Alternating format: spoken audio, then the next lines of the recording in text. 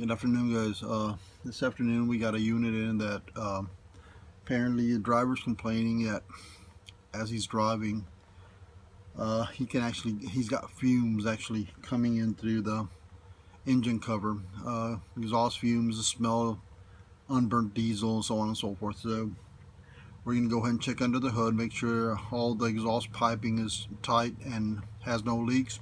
Secondly, I'm going to remove that doghouse because for some reason this one, it's missing the actual insulation that goes on the box itself.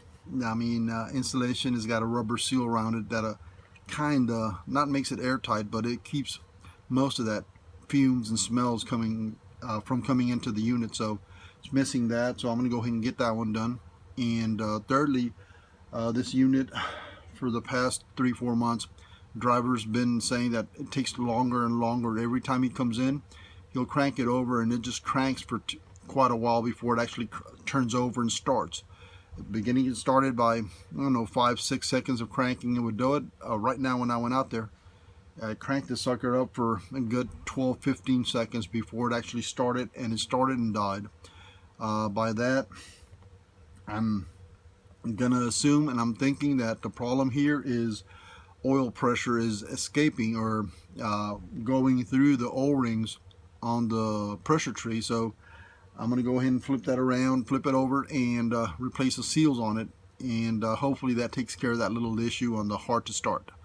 Alright guys, let me go ahead and get started.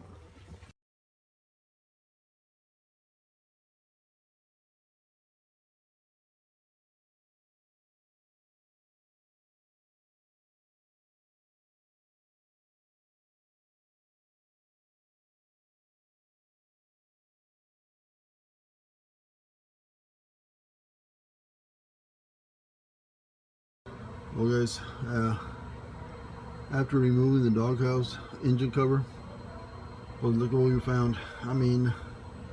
Engine's leaking oil.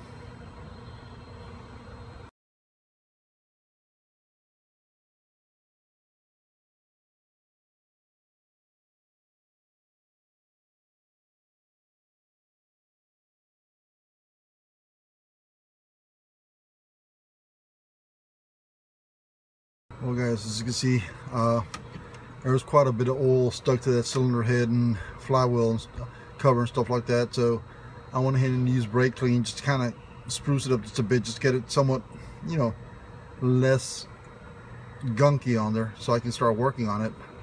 And the problem was coming from the valve cover on top. So I'm gonna have to remove it to get to that oil rail. So I'm gonna go ahead and do the oil rail, replace that valve cover gasket, and hopefully that'll take care of that issue right there. And well, I'm going to get that seal, that insulating seal for that engine cover. Hopefully that'll take care of the fumes coming inside the bus, and the driver's going to be okay driving this unit for a while longer. We are going to be replacing this unit with a new one on routes, and this is going to become a spare bus. So, but we still have to keep it running. So it's going to be with us for another at least minimum of 4 years. So got to keep it up and running, guys. All right, let me get to the rest of it.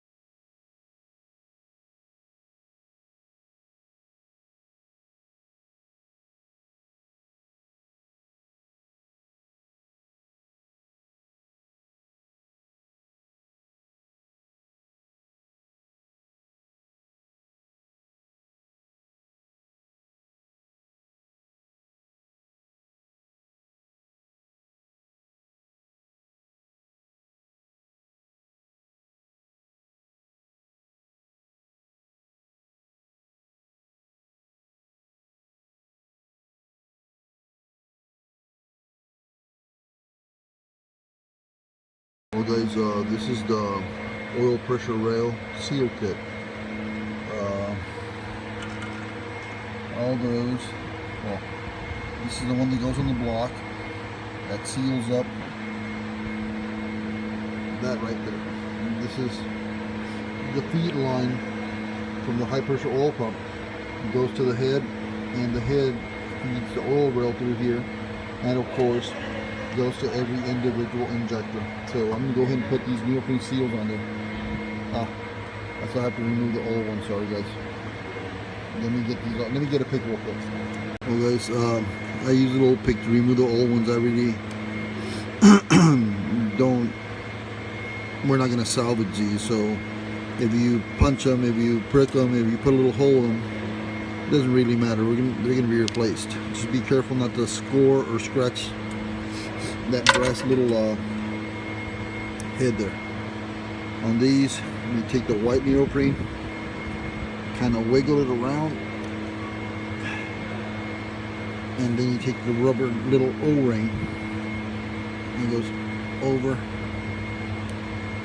and there's one. Let me get the rest in.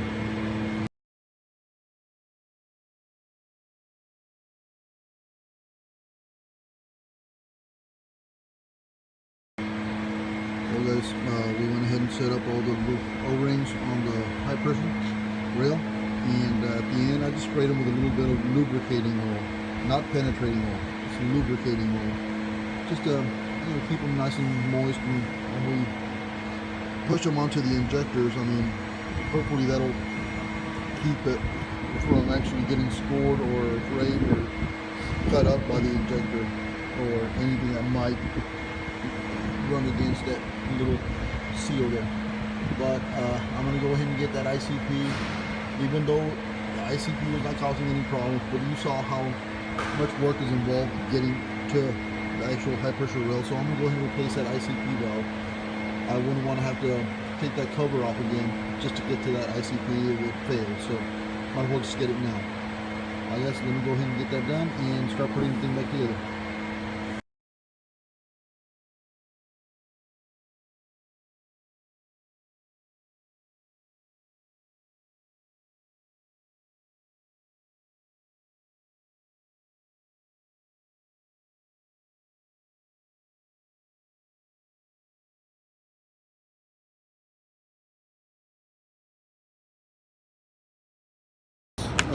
We got the valve cover gasket. Since there is somewhat of a clutter, hoses, stuff like that, you got to be careful, because since we didn't remove the plenum, this thing has to go in at an angle between the rail and the plenum, and then you gotta kind of twist it to fall into place. Just be careful not to break the gasket itself. It is pretty fragile. So let me go ahead and get the sucker in place and go ahead and get that valve cover back on there and try and finish this unit today.